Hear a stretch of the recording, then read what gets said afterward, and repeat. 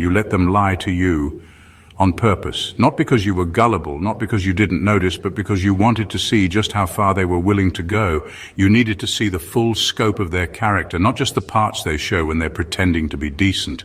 And nothing reveals a person faster than giving them the space to lie while you pretend not to notice.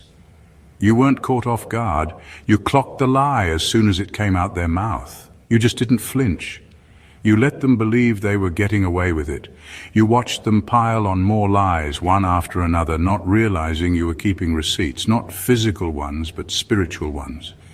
You were taking mental screenshots, storing patterns and connecting dots. You weren't hurt by the lie, you were disappointed by how easy it was for them to look you in the eye and do it. But you needed that disappointment. You needed to know the truth of who they were when they thought you weren't paying attention. That's why you didn't interrupt. That's why you didn't confront them right away. Because catching them in a lie wouldn't have exposed what they're capable of. Letting them lie without resistance did. You were studying the depth of their deception. You weren't just catching them in the act. You were watching them build a world of dishonesty with confidence.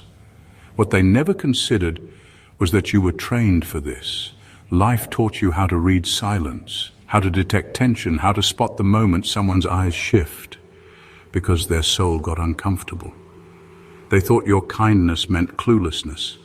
They didn't know you were raised around manipulators. So you became fluent in the language of lies a long time ago. You just stopped speaking it.